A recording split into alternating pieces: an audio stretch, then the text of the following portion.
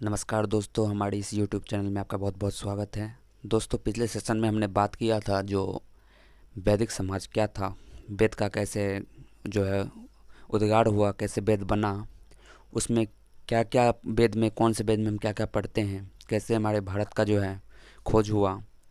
अब हम इस वेद में इसमें जो है कुछ हम याद करने वाला जो टॉपिक है जिसको हम कह सकते हैं मलाई मलाई को पढ़ेंगे। और इस टॉपिक में हम पढ़ेंगे जो भी इम्पोर्टेंट क्वेश्चन जो कि एग्ज़ाम में बहुत ज़्यादा पूछे जाते हैं।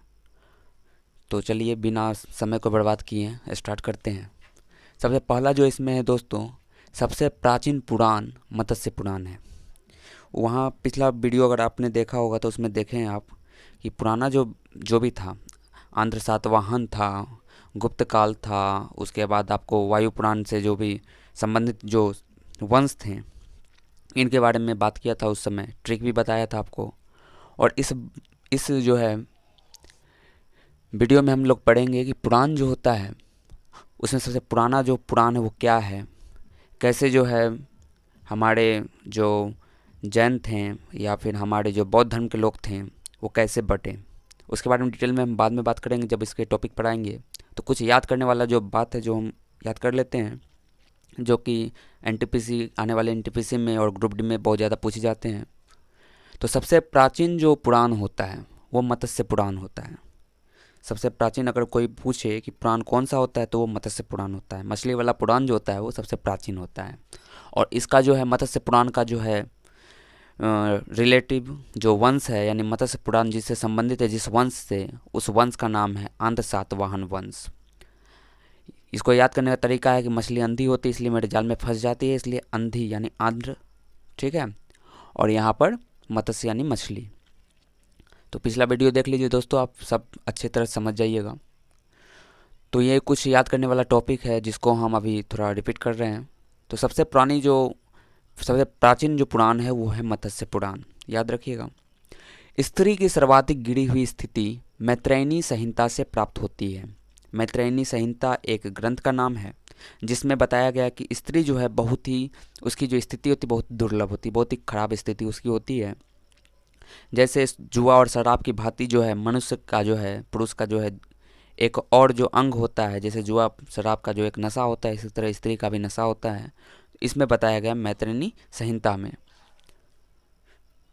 स्त्री को अर्धांगिनी कहा गया शतपथ ब्राह्मण में। वही अगर हम शतपथ ब्राह्मण को पढ़ते हैं तो उसमें कहा गया कि स्त्री जो है वो पुरुष की अर्धांगिनी होती है। जैसे जो शिव की अर्धांगिनी पार्वती जैसे होती है, सती होती है, इसी तरह जो अर्धांगिनी जो है स्त्री की अर्धांगिनी वो शतपथ ब्राह्मण में बताया गया है कि स्त्री जो होती है वो पुरुष की अर्धांगिनी होती है, आधा शरीर होती है उसकी। सबसे प्राचीन स्मृति, ये बहुत भिविया है, ये क्वेश्चन पूछा जाता है कि सबसे प्राचीन जो स्मृति है वो कौन सी स्मृति है। तो सबसे प्राचीन जो स्मृति होती है वो मनु स्मृति होती है। मनु स्मृति वो हमारे जो है देश का सबसे प्राचीन स्मृति है। बुद्ध के पुनर्जन्म की कहानी वर्णित है जातक में। सबसे पहले यहाँ जान लेते हैं आगे, गुप्त युग के बारे में बताता है नारद स्मृति। तो सभी वंश के बारे में हर एक कोई जो है, मतलब कोई ना कोई पुस्तक हर एक जितने भी वंश थे उसके बारे में बताता है। तो यहाँ पर एक नारद स्मृति एक ऐसा चीज़ है जो हमारे गुप्त वंश के बारे में बताता है। इसको याद करने का तरीका है कि नारद स्मृति, नारद जी जो हो गए वो सभी जगह घूमते थे और गुप्त घूमते थे, घूम घूम के जो है सभी जगह क्या करते थे, सभी जगह की सूचनाएं इकट्ठा करते थे और जाकर जो है कहीं कहीं भेद फोड़ देते थे। तो ऐसे याद रखिएगा, गुप्त काल नारद स्मृति से इसके बारे में पता चलता है। बुद्ध के पुनर्जन्म की कहानी वर्णित है जातक में। तो याद रखिएगा दो चीज़ है, जैन साहित्य आगम और जातक है बौद्ध साहित्य। आगम के बारे में हमको, जैन के बारे में पता चलता है आगम से, और बौद्ध के बारे में हमको जानकारी प्राप्त होता है जातक से। और बुद्ध के पुनर्जन्म की जो कहानी हमको मिलती है वो जातक में मिलती है। ये रिलेटेड क्वेश्चन है आगम और जातक। तो याद रखिएगा आगम, तो आज याद रखिएगा, यानी आगम हो गया जैन से और जातक हो गया जात, बौद्ध का जात यानी जातक हो गया बौद्ध धर्म से। ये बहुत ही फंसाने वाला जो है क्वेश्चन होता है। बौद्ध धर्म को दो भागों में बांटा गया था, हीनयान और महायान। चूँकि हमारे जो बौद्ध धर्म जो थे, महात्मा बुद्ध वो तो चल बसे थे, वो तो ऊपर चले गए थे, कह सकते हैं वो लीन हो चुके थे, समाधि ले लिए थे। उसके बाद जो उनके अनुयायी थे वो बोले कि अब जो है हमारा धर्म ये दो भागों में बँट जाना चाहिए। उनमें मतभेद हो गया। अब वो बोले कि हमारे जो बौद्ध धर्म का जो है, हमारे जो बौद्ध भगवान थे, अब उनको दो भागों में बांट लो, और एक बन गए हीनयान, दूसरा बन गए महायान। इसको याद रखिएगा। तो पूछिए, ऐसे पूछा जाता है कि हीनयान और महायान का संबंध किससे है, तो बौद्ध धर्म से है। बहुत आदमी जो मार देते हैं कि जैन धर्म, तो याद रखिएगा श्वेतांबर और दिगंबर जो होता है, यानी श्वेत कपड़े को धारण करने वाला श्वेतांबर और नग्न रहने वाला दिगंबर, ये जैन धर्म से संबंधित है। उसके बाद आगे बात करते हैं, कथावस्तु हीनयान का प्रमुख ग्रंथ है। कथावस्तु नाम का जो एक ग्रंथ है, जो कि हीनयान का बहुत ही प्रमुख ग्रंथ है, ये हीनयान का है, महायान का नहीं है। कथावस्तु हीनयान का है। इनमें बुद्ध के जीवन के बारे में जानकारी मिलती है। बौद्ध भगवान जो अपने जीवन में जितने भी कार्य किए उनके बारे में जो कहानी हम लोग को प्राप्त होती है, जो कहानी उनके बारे में पढ़ते हैं, क्या क्या काम किए थे, क्या क्या वो जो है पता लगाए थे, क्या क्या हमको उपदेश दिए थे, इसके बारे में जानकारी मिलती है आपको बुद्ध ये कथावस्तु से। जैन साहित्य को आगम कहते हैं। अभी हम बता ही दिए थे कि बौद्ध साहित्य को जातक और जैन साहित्य को आगम कहते हैं। और आज से याद रखिएगा, आगम यानी जैन साहित्य, और जैन साहित्य को हम आगम कहते हैं। जैन धर्म का प्रारंभिक इतिहास कल्पसूत्र है। क्वेश्चन पूछा जाता है कि कल्पसूत्र जो होता है, ये पूछा जाता है कल्पसूत्र किससे संबंधित है, तो कल्पसूत्र जो होता है दोस्तों वो जैन साहित्य से संबंधित होता है। और यह प्रारंभिक जो इतिहास भी है कल्पसूत्र, इसी से हमको जैन धर्म के बारे में पता चलता है। अर्थशास्त्र के लेखक हैं चाणक्य। अर्थशास्त्र जिसको हम लोग मौर्यकालीन युग के बारे में जानकारी प्राप्त होता है हमको अर्थशास्त्र से। और ये याद रखिएगा कि अर्थशास्त्र जो पुस्तक है वो जो राजनीति पर आधारित पुस्तक है जो राजनीति होता है उस पर आधारित ये पुस्तक होता है, जिसको हम लोग कहते हैं अर्थशास्त्र। और इसके जो लेखक हैं, राइटर हैं, वो हैं चाणक्य। चाणक्य, इसको हम लोग कौटिल्य या विष्णुगुप्त के नाम से भी जानते हैं। अर्थशास्त्र में मौर्यकालीन इतिहास के बारे में जानकारी मिलती है। दोस्तों हम चाणक्य के बारे में कुछ बता दें कि चाणक्य जो थे वो मंत्री भी थे, महामंत्री जिसको कहते हैं, और एक तरह से गुरु भी थे चंद्रगुप्त मौर्य के, इसको भी याद रखिएगा। उसके बाद है अर्थशास्त्र में मौर्यकालीन इतिहास के बारे में जानकारी मिलती है। अभी हम चूंकि बता चुके हैं कि जो हमारे चाणक्य थे, कौटिल्य थे या विष्णुगुप्त, जो बोलिए इनका नाम है, ये हम जो थे चंद्रगुप्त मौर्य के गुरु थे। और चूंकि गुरु थे और उनके मंत्री भी थे, कोई भी अगर काम करते थे चंद्रगुप्त मौर्य तो इनकी सलाह के बिना नहीं किया करते थे। इसलिए जो है इसमें हमको मौर्य काल के बारे में जानकारी मिलती है कि वहाँ का जो स्वशासन कैसा था, वहाँ के राजा कैसे थे, लोग कैसे रहते थे, क्या व्यवसाय था, क्या कर लेते थे, सभी के बारे में जानकारी मिलती है। राजतरंगिणी के लेखक कलहन हैं। याद रखिएगा, ये बहुत ही इंपॉर्टेंट क्वेश्चन है कि राजतरंगिणी के जो लेखक है वो कौन है। तो राजतरंगिणी के जो लेखक हैं वो है कलहन। इसके बारे में जानेंगे। कलहन जो होता है ये राजतरंगिणी की रचना की थी, और ये हमको इतिहास के बारे में जो जानकारी देती है वो भी कश्मीर के। आगे लिखा भी है, राजतरंगिणी पुस्तक कश्मीर के इतिहास को दर्शाता है। ये क्वेश्चन बहुत ही ज़्यादा बार पूछा गया है कि कश्मीर के इतिहास को कौन दर्शाता है, तो वह है राजतरंगिणी। और राजतरंगिणी में कश्मीर के इतिहास के बारे में हम लोग जानते हैं।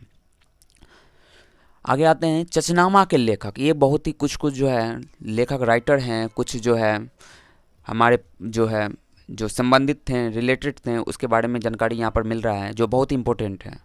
कि चचनामा के लेखक जो है अली अहमद है। क्वेश्चन पूछा जाता है चचनामा के जो लेखक हैं वो कौन हैं, तो वो है अली अहमद। अली अहमद जो थे वो चचनामा के लेखक थे। उसके बाद है अष्टाध्यायी के लेखक पाणिनि हैं। अष्टाध्यायी जो है एक पुस्तक है जिसके लेखक पाणिनि है। और पाणिनि के बारे में जाने होंगे कि जो है संस्कृत व्याकरण या फिर व्याकरण के जो जन्मदाता कहलाते हैं वो पाणिनि ही कहलाते हैं। पाणिनि को हम लोग व्याकरण के जन्मदाता भी कहते हैं। कात्यायन की गार्गी संहिता एक ज्योतिष ग्रंथ है। कात्यायन, याद रखिएगा, कात्यायन की एक गार्गी संहिता है जो कि एक ज्योतिष ग्रंथ है, जिसमें हम लोग हाथ के बारे में, रेखा के बारे में ज्ञान प्राप्त करते हैं। वो ज्योतिष ग्रंथ जो होता है वो कात्यायन का गार्गी संहिता है। पतंजलि पुष्यमित्र शुंग के पुरोहित थे। पुष्यमित्र शुंग वंश के संस्थापक थे ये। और इनके जो पुरोहित थे वो पतंजलि थे। और पतंजलि के बारे में जान लेते हैं। पतंजलि जो है, रामदेव बाबा के बारे में सुने होंगे, ये रामदेव बाबा जो है पतंजलि के फाउंडर हैं। तो पतंजलि जो था, योग दर्शन के प्रतिपादक भी पतंजलि को कहा जाता है। और पतंजलि एक व्यक्ति थे जिसने योग के बारे में हमको बताया था। और ये पतंजलि पुष्यमित्र शुंग के जो थे वो पुरोहित थे। अब आगे आते हैं। महाभाष्य के रचनाकार पतंजलि थे। महाभाष्य नाम का जो एक पुस्तक छपा था, मतलब कि लिखे थे, जिसके रचनाकार पतंजलि ही थे। तो यहाँ से पतंजलि पर हमको 2-3 क्वेश्चन बन जा रहा है कि महाभाष्य के रचनाकार कौन थे, तो वो पतंजलि थे। पतंजलि पुष्यमित्र शुंग के जो थे पुरोहित थे। और जो हमारा योग दर्शन के प्रतिपादक थे वो भी कौन थे, पतंजलि थे। टेसियस ईरान का राजवैद्य था। टेसियस जो था वो ईरान का राजवैद्य था।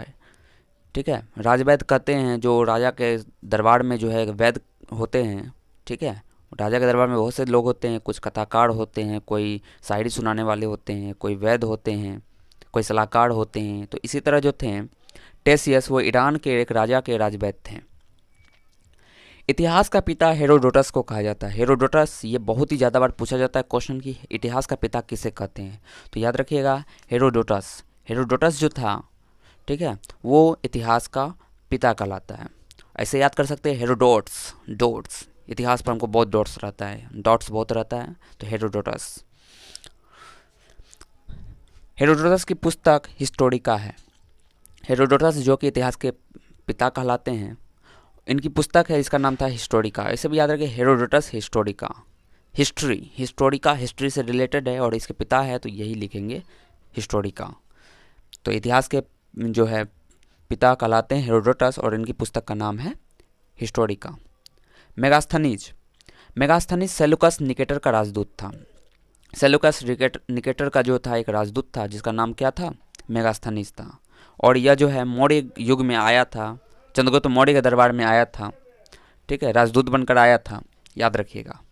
सेलुकस निकेटर जो है अपनी जो बेटी थी, उसका शायद आई थिंक नाम हेलेना था, उसके जब शादी करवाई थी, उसका जब शादी करवाया था चंद्रगुप्त मौर्य से, तो उसको 500 हाथी उपहार में दिया था चंद्रगुप्त मौर्य को, ये भी याद रखना है। भारत का भूगोल नामक पुस्तक टॉलमी ने लिखा। भारत का जो भूगोल है, इस पुस्तक का नाम भारत का भूगोल, इस पुस्तक का नाम जो है, ये पुस्तक है, इसको लिखा था वो टॉलमी था। इसको ऐसे याद रख सकते हैं कि जो है भारत का भूगोल, जब हम जाते हैं गाड़ी से और बीच में टॉल आ जाता है तो उससे बचने के लिए हम लोग क्या करते हैं, चारों ओर जो है खेत खेत खेत खेत होकर निकल जाते हैं। तो एक टॉल से बचने के लिए हम लोग पूरा भूगोल नाप लेते हैं, पूरा भारत की चौहद्दी नाप लेते हैं। तो भारत का भूगोल टॉलमी, याद रखिएगा। नेचुरल हिस्ट्री नामक पुस्तक प्लिनी ने लिखा। ये क्वेश्चन बहुत ही ज़्यादा वीवीआई है, याद रखिएगा। यहाँ से लेकर ये इस साइड का जितना भी क्वेश्चन है ये बहुत ही ज़्यादा वीवीआई है, इसको याद रखना है।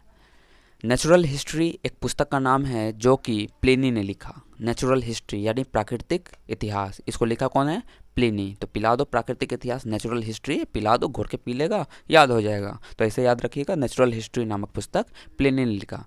दोस्तों, यह जो था अभी तक का जितना भी वीवीआई क्वेश्चन होने वाला था लुसेंट का, ये हमने करवाया। आगे के जो चैप्टर हैं उसके बारे में हम आगे वीडियो में डिस्कस करेंगे।